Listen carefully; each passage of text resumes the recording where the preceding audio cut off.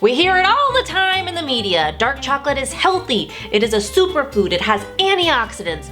But is that true? I did a moderation rant video not too long ago where I kinda hated on dark chocolate, and a lot of you guys hated on me for it.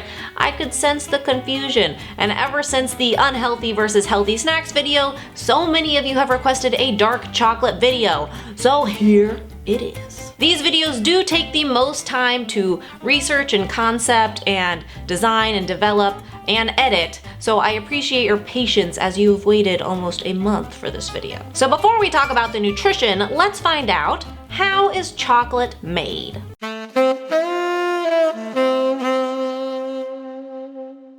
Chocolate comes from cocoa beans, which come from the pods of the fruit that grows on the cacao or cocoa tree. Once those beans are fermented and dried, they can be used to create chocolate. The fermentation process is where some of the flavor comes from, but not all. So why do some bars taste different than others, even though they're both called dark or semi-sweet? Flavor starts with the bean itself, so where it's grown, how it's fermented makes a difference. Once the dried beans are cracked into cocoa nibs and melted down, you get cocoa liquor, which is the pure, unrefined form of chocolate that contains both the solids, the chocolatey part, and the cocoa butter, which is the natural fat present in the bean. And now for a quick terminology breakdown!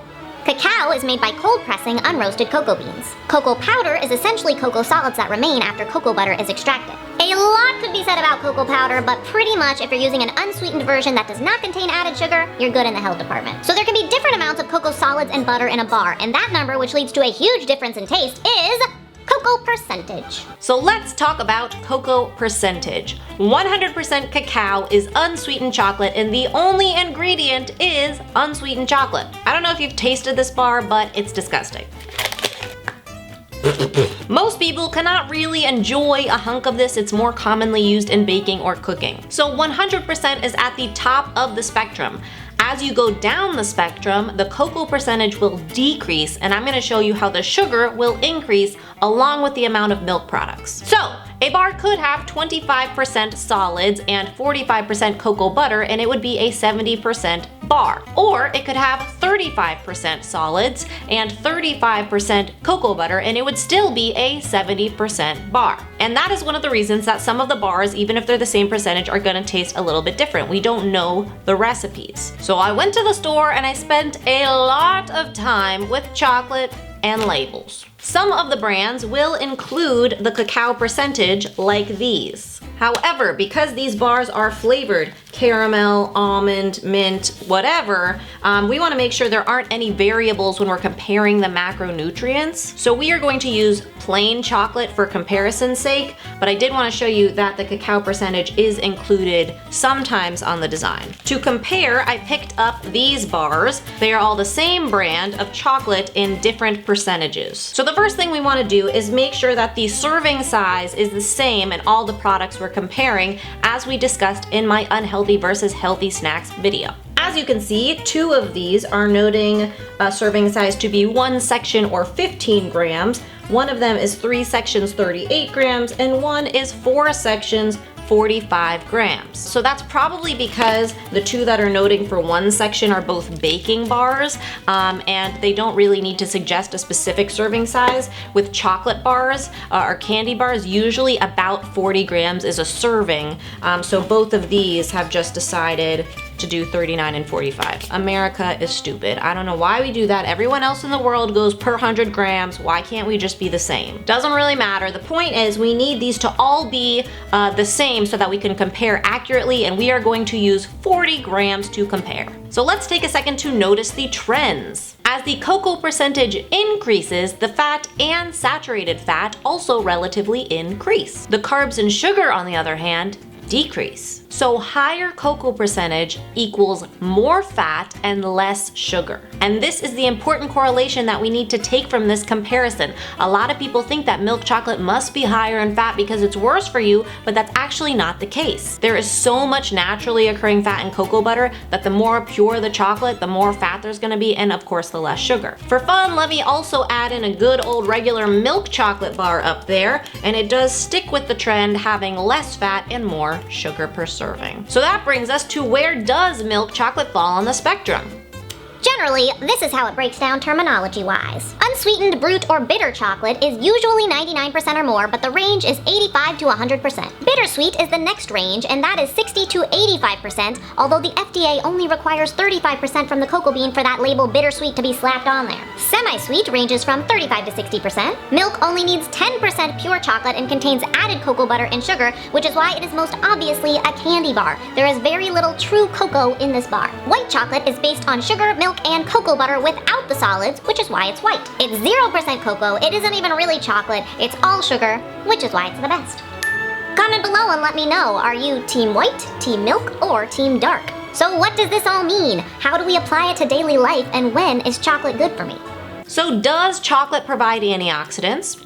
Yes and no. Cacao and cocoa beans are powerhouses full of antioxidants. But how much of these are we getting in the chocolate that we buy, and what are the nutrients? Because you know, eating this, or this, or this is not the same as eating cacao beans. So this is where those percentages become important. Chocolate as a health food has become a little bit of a fad, and the companies are trying to take advantage of it. They want you to buy their product, and if they can make it seem healthy, even better. But the truth is, we really need to be consuming at least 70% dark. Some people even recommend 80% to absorb those benefits. The dairy and sugar in the lighter chocolate, while delicious, does lower the antioxidant content while severely upping the calories and of course the sugar. Dark chocolate, really dark chocolate, does not inherently have sugar, and that is important to remember. It is not a sweet food. The problem really is with the word dark. How dark does something have to be considered dark chocolate? Not that dark, unfortunately. So back to these bars,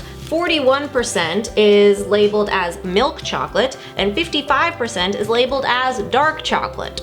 So there doesn't seem to be an official rule of where the line for milk and dark is, but from my research, at about the 50% mark, that's where companies start to kind of turn over to dark. Macro-wise, the difference between the 41, 55, and 80% is not really that different. And that's one point that I want to make in this video. Macro-wise, chocolate is still very dense in calories and fat, and it actually has even more fat the darker you get. Too many calories and fat from a healthy food can be just as damaging as too many calories and sugar from an unhealthy food. I do want to point out the difference between the 55% dark, which is actually milk, and the 80% dark. Macro-wise, calories are about the same. Fat is again higher than the darker. Sugar is double in the lighter, but also what can't be forgotten, and this is, I guess, the point on the other hand, is that those antioxidants are not going to be as accessible in this lighter bar. Here's the next point I want to make. Dark chocolate, truly dark, will have more iron, magnesium, phosphorus, other minerals than milk chocolate. But it is not really enough to justify using these items, these dark chocolates, as sources for those minerals. If you look at the bars, you'll see not all of the minerals are noted, but iron is noted, and you'll see that the iron levels get higher, 30, 35, 40%,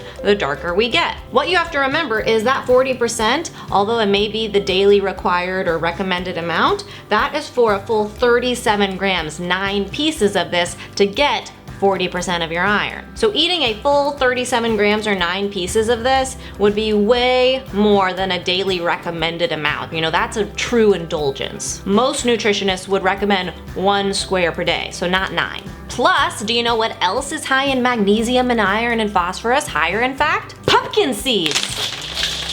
But who wants to eat that when you can eat dark chocolate? This is my point. It's like red wine. Yes, it may contain some antioxidants, but the antioxidant thing is mostly an excuse for when you want to eat or drink it. Ultimately, if you want to eat a piece of chocolate, go ahead and eat it. The darker you can go, the better. The more access you will have to those antioxidants. But it still needs to be an occasional and honest indulgence, and dark chocolate cannot be a primary source for these antioxidants and minerals. I'm really sorry if you're a dark chocolate fanatic. I am not telling you to not eat it. I am simply saying that some of us may need to reevaluate the role that dark chocolate plays in our daily diets. And just for fun, really quickly, I want to talk about some candies, because this is where it really becomes a problem. You know, the dark chocolate doves and the dark chocolate lints and the dark chocolate kisses that fool us. So Hershey's Special Dark has a seal. It says cocoa is a natural source of flavonoid antioxidants, and on the back it has a little blurb to talk about how healthy they are. But Let's compare the macronutrients to milk chocolate kisses. Look, they're pretty much the same amount of fat and only 2 grams different in sugar. And as you know, the darker chocolate should have more fat and less sugar, and it only has 2 grams. We know that no dark chocolate would really have 21 grams of sugar. That's added sugar. Well, I looked it up because it does not tell you the cocoa percentage on this package. Hershey's Special Dark is only 45% dark. 45. Do you remember the spectrum? This 41% bar is labeled as milk. They classify this 45% chocolate as dark. Semantics. Now, Hershey's Extra Dark is 60%. I looked that up, but remember, 60% is still not dark enough to really access those antioxidants. So this is where it becomes a problem with these candies that call themselves dark, but they really aren't. Same goes, with the Dove eggs and the Lints, they're all the same. If they say dark on them, you really have to read the package. You wanna make sure you know the ingredients, and you wanna make sure that the sugar is low. It should be very low, and the fat should be higher if it's true dark. So don't be afraid of chocolate or of any food, but we do need to A, be honest about our consumption of these foods and recognize when they are helping or hurting us. So eating chocolate to get in your potassium is not really realistic. B, educate ourselves so that we are informed enough to make those decisions that allow us to be honest. So I hope you guys enjoyed this video. Don't forget to give it a thumbs up if you did and if you learned something. And if you could share it on social media so that other people could learn, that would be great. And if you did enjoy this type of educational video with a nutritional breakdown, I have linked some other similar videos that you might find interesting in the description box below. I'll see you next week, and remember, Especially when eating chocolate, it's all a matter of mind over munch. Ooh. Mmm. Oompa, loompa, doopa. No, that's how the guy's voice is. It's like kind of like in his throat. What are you at? Getting terribly fat. I don't like the look of it. I don't want to get my nose. A plus, I think it would have Willie's approval.